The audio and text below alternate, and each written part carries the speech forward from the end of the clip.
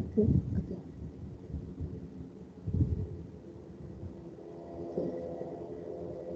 Okey, Assalamualaikum warahmatullahi wabarakatuh dan selamat sejahtera. Kami daripada kumpulan 17 untuk kelas tutorial 4. Ahli kumpulan saya adalah saya Nurhaliza, Muhammad Wafiq, Nur Hidayah, P. Wenfang dan Nurul Amira. Jadi untuk minggu ke-7 kami mendapat, untuk tutorial ke-7 kami mendapat soalan 1G. Jadi saya teruskan dengan soalan. Dan soalan kami adalah dapatkan nilai dan vektor-vektor icon bagi matriks A yang berikut.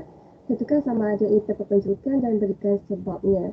Tuliskan D jika A terperpencurukan. Jadi untuk soalan kami dapat matriks A iaitu 101, 001 dan 101. Jadi pertama sekali kami akan dapatkan nilai-nilai dan vektor icon untuk matriks A berikut.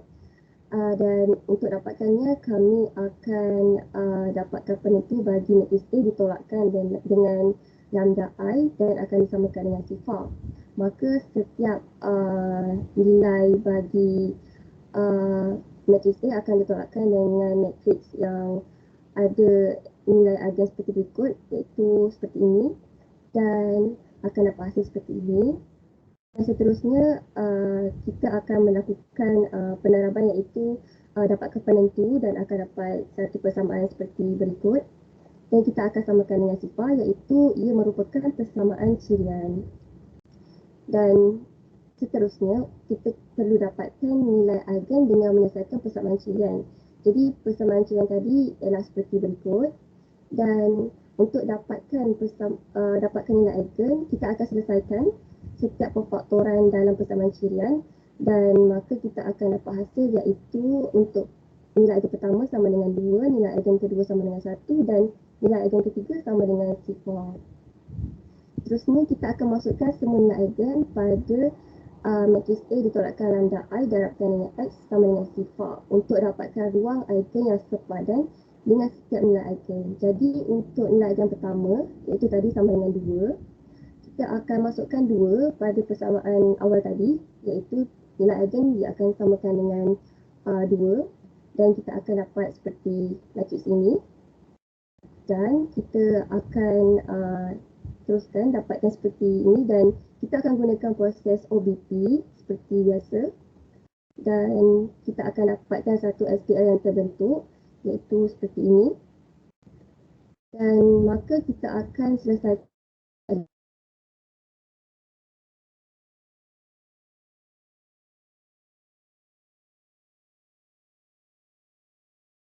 ini adalah seperti berikut. Seterusnya kita akan dapatkan nilai eigen pada persamaan awal tadi seperti biasa. Masukkan satu pada nilai eigen dan kita akan gunakan proses OBP seperti biasa dan dapatkan SQL-nya, selesaikan, dan kita akan dapatkan vektor eigen yang kedua, iaitu sepadan dengan nilai eigen yang kedua sama dengan 1. Ia vektor eigen yang kedua. Dan akhir sekali, gunakan proses yang sama namun menggunakan nilai eigen ketiga, iaitu sama dengan sifar. Maka masukkan sifar pada nilai eigen tersebut menggunakan OBP dan dapatkan SQL. Maka terhasillah vektor eigen yang ketiga, iaitu sama dengan iaitu bersepadan dengan nilai eigen ketiga sama dengan sifar, iaitu ialah vektor eigen ketiga. Maka tentukan sama ada ini terperpencurukan dan berikan sebabnya. Daripada teorem 4.6, jika matriks N darab N iaitu A mempunyai N nilai eigen yang berbeza, maka ini terperpencurukan. Oleh kerana matriks A tadi adalah matriks 3 darab 3 nilai eigen yang berbeza, maka daripada teorem 4.6 A terperpencurukan. Dan tuliskan D jika A terperpencurukan. Daripada persamaan AP sama dengan PD, kita akan selesaikan, iaitu kita akan dapatkan P inverse darabkan dengan matriks A darabkan dengan matriks B, iaitu akan sama dengan D. Maka D ni secara terus kita boleh dapatkan melalui setiap jalurnya adalah mewakili nilai eigen pertama, kedua dan ketiga. maka kita akan dapat satu matrix D seperti ini. P juga tidak unik. Ini kerana daripada slide yang kedua saya bentang tadi, kita dapati bahawa susunan nilai eigen boleh berbeza untuk setiap pelajar, maka matrix P adalah tidak unik dan boleh menjadi banyak matrix P lah maksudnya. Maka itu sahaja daripada saya. Dan terima kasih.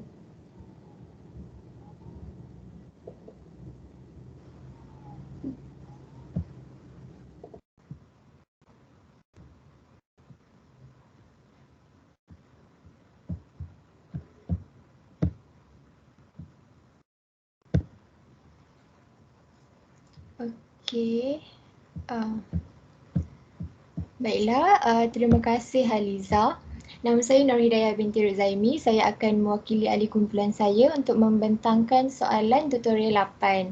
Jadi kumpulan kami dapat soalan 1E yang mana berdasarkan jawapan latihan yang lepas, jika A terperpenjurukan, gunakan D untuk mendapatkan nilai A kuasa 7 dan juga tentukan sama ada matriks A terperpenjurukan berortogon. Jadi ini merupakan matriks A dan berdasarkan jawapan 1E latihan 7 yang lepas, nilai-nilai eigen bagi matriks A adalah lambda 1 bersamaan dengan 2, lambda 2 bersamaan dengan 1 dan lambda 3 bersamaan dengan negatif 1. Dan yang berikut merupakan vektor-vektor eigen yang sepadan dengan nilai-nilai eigen bagi matriks A. Jadi untuk menjawab soalan iaitu jika A terperpenjurukan, gunakan D untuk mendapatkan nilai A kuasa 7. Berdasarkan soalan 1E latihan 7, matriks A diperpenjurukan oleh matriks P yang kita peroleh daripada vektor-vektor eigen bagi matriks A. Dan kemudian gunakan takrif matriks P memenjurukan A bersamaan dengan D matriks perpenjuru sebab soalan minta kita gunakan D untuk dapatkan nilai A kuasa 7. Dan kalau kita boleh lihat, untuk matriks D ni setiap pemasukan perpenjuru utamanya merupakan nilai-nilai eigen iaitu 2, 1 dan negatif 1. Jadi kalau kita boleh lihat di sini, jika A terperpenjurukan dan P songsang darab A darab P bersamaan dengan D matriks perpenjuru, maka matriks D kuasa sebarang integer positif K adalah bersamaan dengan yang berikut. Dan kita boleh guna persamaan ataupun formula ni untuk kita dapatkan A kuasa 7. Jadi selesaikan sahaja persamaan A kuasa 7 sama dengan P darab D kuasa 7 darab P songsang, yang mana untuk matriks D kuasakan sahaja setiap pemasukan utama ataupun nilai-nilai eigen dengan kuasa 7. Jadi ini merupakan nilai matriks A kuasa 7 untuk soalan 1E. Untuk soalan seterusnya, tentukan sama ada matriks A terperpenjurukan berortogon. Berdasarkan teorem 4.7, andaikan A matriks N darab N. Jika A terperpenjuru ortogon, maka A adalah simetrik. Jadi matriks A terperpenjurukan ortogon apabila A adalah matriks simetrik iaitu matriks A ubah duduk sama dengan A. Dan kalau kita perhatikan bahawa matriks A ubah duduk untuk soalan 1E ini sama dengan matriks asalnya iaitu A. Maka daripada teorem 4.7, A adalah terperpenjurukan berortogon kerana A adalah matriks simetrik. Dan terdapat juga cara lain untuk kita tentukan sama ada matriks A ni terperpenjurukan berortogon iaitu dengan menggunakan takrif terperpenjuru ortogon yang mana P ubah duduk darab A darab P sama dengan D matriks perpenjuru, yang mana untuk takrif terperpenjuru ortogon matriks P songsang adalah sama dengan matriks P ubah duduk. Jadi itu sahaja untuk soalan tutorial 8. Sekian, terima kasih.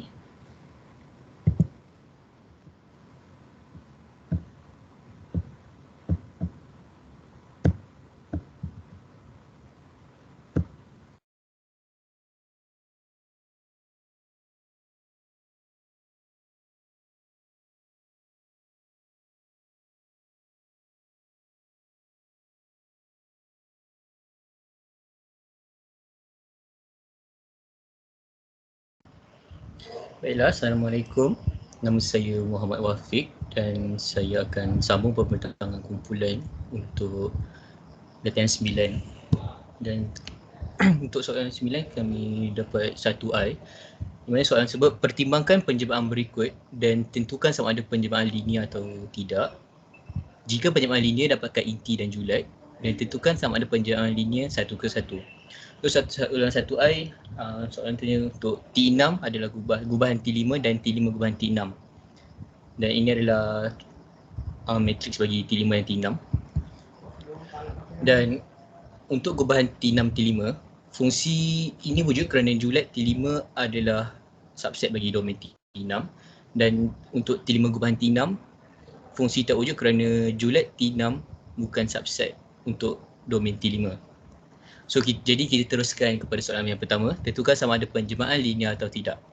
Pertama sekali, untuk menentukan sama ada penjemahan linear atau tak, perlu memenuhi dua syarat, iaitu syarat yang pertama, TU tambah V sama dengan TU tambah TV, iaitu dia mengekalkan penutupan terhadap penambahan.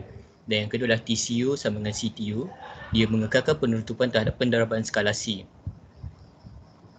Dan seterusnya kita buktikan yang T5 ni adalah penjemahan linear. Yang pertama adalah kita andaikan matriks K dan L adalah matriks 2x2, maka K ABCD dan L PQRS. Dan kita cari dulu T5 K sama dengan A plus B D CD, dan T5L P tambah Q Q RS. So kita tengok T5 K tambah L, maka kita akan dapat A plus B B CD P tambah Q Q RS sama seperti T5K tambah T5L. Jadi T5 memenuhi syarat penjemahan linear yang pertama, iaitu T5K plus L sama dengan T5K tambah T5L. So yang kedua adalah untuk mengekalkan pendaraban.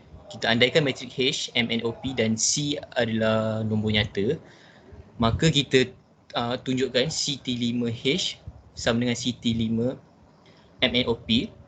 Mari kita akan jawapan C, M plus N, CN, CO dan CP. Sebenarnya kita samakan T5CH. So jawapan dia kita akan dapat sama seperti CT5H, di mana C, M plus N, CN, CO dan CP. Maka T5 memenuhi syarat penjemahan linear kedua, iaitu T5CH sama dengan CT5H, C, di mana C adalah nombor nyata. Oleh kerana T5 telah memenuhi kedua-dua syarat penjemahan linear, maka T5 adalah penjemahan linear. Seterusnya pembuktian bagi T6, kita andaikan sama juga seperti T5, andaikan matriks K dan L adalah matriks 2x2, maka K ABCD dan L PQRS, dan untuk suruhan K kita ambil A plus D, maka untuk suruhan L kita ambil P plus S. Seterusnya kita buat pembuktian yang pertama, K plus L, kita akan dapat A plus B plus D plus S, di mana kalau kita faktorkan kita akan dapat A plus D tambah P plus S, sama seperti T6K tambah T6L. Jadi T6 ni telah memenuhi syarat penjemahan linear yang pertama. So yang kedua, untuk pembuktian syarat yang kedua, kita andaikan matriks H, MNOP dan C adalah nombor nyata. So surihan untuk CT6H kita akan dapat CM plus P, dan untuk T6 pula kita akan dapat CM plus B, sama juga macam CT6H. So T6 telah memenuhi syarat penjemahan linear yang kedua, iaitu T6CH sama dengan CT6H dan C adalah nombor nyata. Oleh kerana T6 telah memenuhi kedua-dua syarat penjemahan linear, maka T6 adalah penjemahan linear. Jadi daripada teorem 5.2, oleh kerana T5 dan T6 adalah penjemahan linear, maka T6 gubahan T5 juga adalah penjemahan linear. Jadi kita terus ke soalan yang kedua, jika penjemahan linear dapatkan inti dan julat. Untuk inti kita akan tulis macam ni, inti T sama dengan U V dan TU sama dengan kosong. So kita andaikan U adalah matriks M 2x2, maka U adalah ABCD. Dan maka gubahan T6 T5U sama dengan T6 T5U kita kembangkan, maka kita akan dapat A plus B plus D. Dan kita samakan nilai tersebut dengan kosong. So kita akan dapat intinya adalah A plus B plus D sama dengan kosong, ataupun kita boleh tulis dengan A sama dengan negatif B tolak D. Maka inti gubahan T6 T5 adalah ABCD adalah matriks 2x2, di mana A plus B plus D sama dengan kosong, dan ABCD adalah nombor nyata. Untuk julat bagi gubahan T6 T5, kita W adalah set W dan TU sama dengan WU adalah V. Andaikan X adalah julat bagi gubahan T6, T5, maka wujud nilai A, B, C, D, mana dia adalah matriks 2x2 sehingga kan gubahan T6, T5 sama dengan X. Maka kita akan dapat A plus B plus D sama dengan X. So, oleh kerana A plus B plus D adalah nombor nyata, maka X adalah nombor nyata. Maka julat gubahan T6, T5 adalah X, dan X adalah nombor nyata. Seterusnya kita pergi ke soalan yang ketiga. Tentukan sama ada penjemahan linear 1 ke 1. Berdasarkan teorem 5.4, andaikan TV membentukkan ke W adalah penjemahan linear, maka pernyataan berikut setara. Yang pertama, T adalah 1 ke 1 dan B inti T sama dengan kosong. So berdasarkan teorem 5.4 ni, gubahan T6, T5 bukan 1 ke 1 kerana inti T6, T5 tidak sama dengan kosong. Maka itu saja untuk latihan 9. Sekian, terima kasih. Terus ke latihan 10.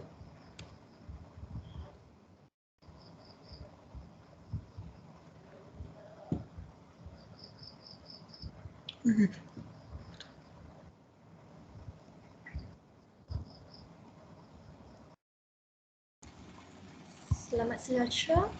Nama saya T. Wen Fang. Akan membentangkan tentang tutorial 10. Bagi tutorial 10, kumpulan kami dapat soalan 1E, iaitu pertimbangkan penjemahan linear TIB sama dengan W dengan I sama dengan 1, 2 sehingga 6 seperti berikut. Elemen 1, dapatkan matriks PY TI. Kedua, jika penjemahan 1 ke 1, cari penjemahan songsangan. Yang ketiga, dapatkan matriks penjemahan. Dan keempat, bagi operator linear dapatkan matriks penjemahan TIQBW dan TIQQ. Okay. Dan kumpulan kami dapat soalan E, iaitu T5. T5 sama dengan T1 gubahan T2 dengan Q sama dengan 11 dan 10. Untuk soalan 1, dapatkan matriks PY T5. T5 adalah T1 gubahan T2, T1 adalah T1 YX sama dengan XY. Maka T2 adalah X2X. Maka T1 gubahan T2 adalah T1 T2X, T1X 2X.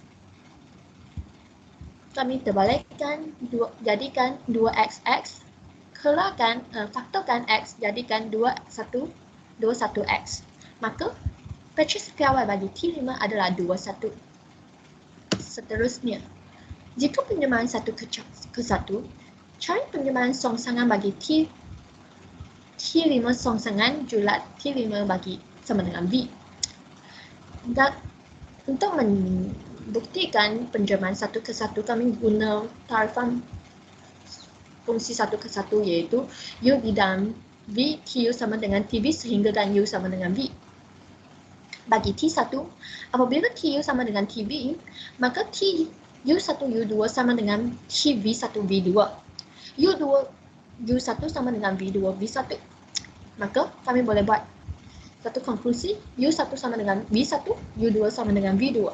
Maka U1 sama dengan U sama dengan U1, U2 sama dengan V1, V2 sama dengan V.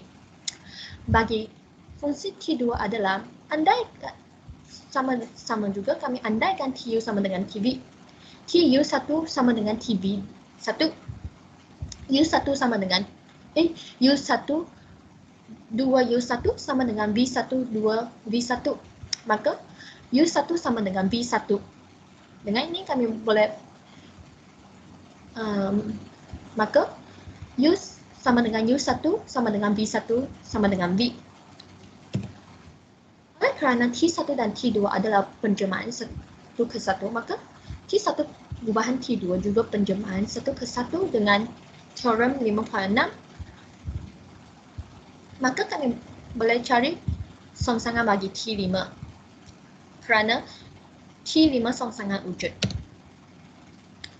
Dengan ini kami andaikan AB dalam sesuatu julat bagi T5, maka terdapat suatu X dalam R sehinggakan T5X sama dengan AB. T5X sama dengan AB. T5 iaitu gubahan T1, T2. T1, T2X sama dengan AB. kami guna T2 adalah X2X sama dengan AB.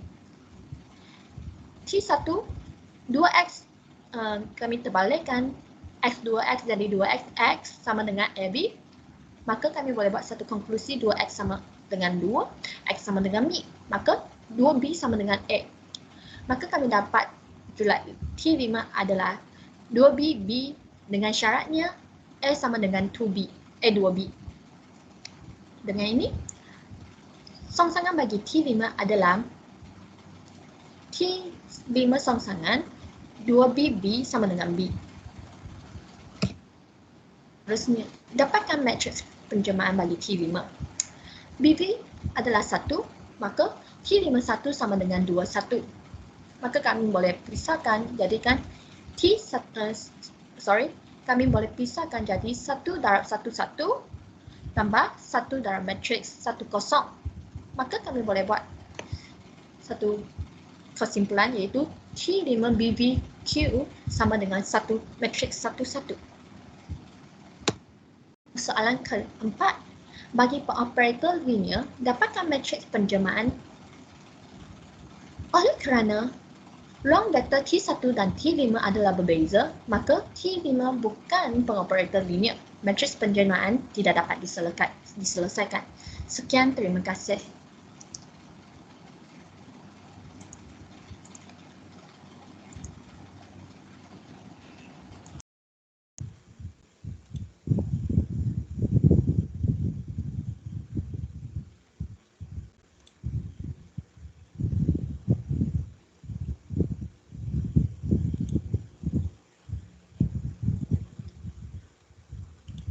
Assalamualaikum warahmatullahi wabarakatuh.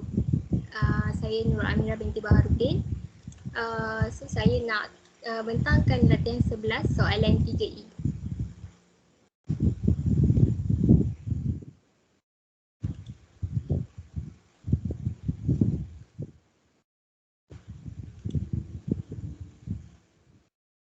Soalan 3E, kita boleh nampak dia adalah polinomial. So disebabkan dia polinomial, so kita beri dia nama, yang ni P1, yang ni P2 dan ni P3. So soalan 1 Roman tunjukkan bahawa Q bukan asas ortogon bagi V. So disebabkan ada tiga polinomial, so kita kena ada 3 pasangan. So pasangan pertama P1 dan P2, kita cari hasil darab ke dalam 1 darab dengan 3 tambah 1 darab dengan 4 tambah 1 darab dengan 2. So kita dapat 9. 9 tak sama dengan kosong. Kemudian kita cari pasangan yang kedua iaitu P1 dan P3. Kita cari hasil darab ke dalam, kita dapat sama dengan 6. So 6 tak sama dengan kosong. Kemudian kita cari pasangan yang ketiga P2 dan P3. Kita cari hasil darab ke dalam, kita dapat sama dengan 17. So 17 tak sama juga dengan kosong. Jadi kita boleh berkesimpulan maka Q bukan asas ortogon kerana hasil darab ke dalamnya bukan kosong. Seterusnya untuk soalan 2 Roman, dapatkan asas ortogon bagi V menggunakan proses Joule-Smith ke atas Q. So kita andaikan V1 sama dengan U2 iaitu vektor P1 1, 1, 1. Kemudian andaikan V2 sama dengan U2, tolak hasil darab ke dalam U2 V1 bahagi dengan panjang V1 darab dengan vektor V1. So kita kena cari hasil darab ke dalam U2 V1, kita dapat 9. Kemudian kita kena cari panjang V1, kita dapat 3. So kita kira kita akan dapat V2 sama dengan 0, 1 dengan negatif 1. Kemudian untuk V3 sama dengan U3, tolak hasil darab ke dalam U3 V1 bahagi dengan panjang V1 darab dengan vektor V1. Tolak dengan hasil darab ke dalam U3 V2 bahagi dengan panjang V2 darab dengan vektor V2. Kemudian kita kira U3 V1, hasil darab ke dalam U3 V1 ni kita akan dapat 6. Kemudian yang panjang V1 ni tadi kita kira kita dapat 3. Kemudian kita kena kira U3, hasil darab ke dalam U3 V2. kita dapat negatif 1. Kemudian panjang untuk V2 ni, V2 yang tadi tau. Lepas tu kita kira kita dapat 2. Dan kita darabkan juga dengan vektor V2 yang tadi kita dapat. Kemudian kita kira kita dapat 3, negatif 3 per 2, negatif 3 per 2. So kita boleh tulis dekat sini asas ortogon V1, V2, V3. Terusnya 3 Roman, dapatkan asas ortonormal bagi V dari set Q. So kita kira norma V1 kita dapat set 3. 1 kuasa 2 tambah 1 kuasa 2 tambah 1 kuasa 2, kita puncakan kuasa, kita dapat punca kuasa 3.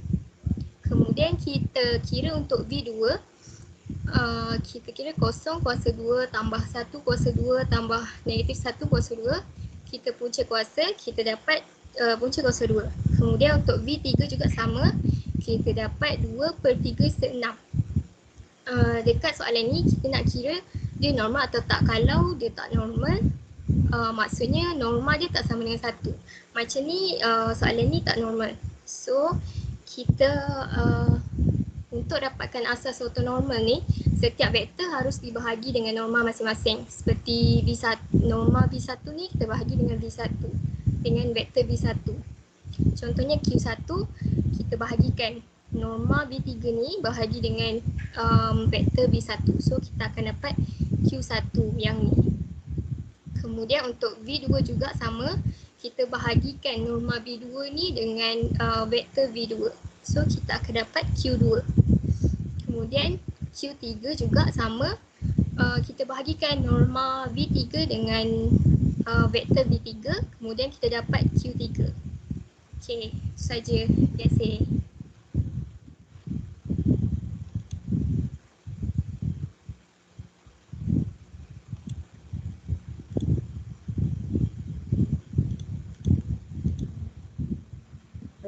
Jadi itu saja daripada kuliah tadi.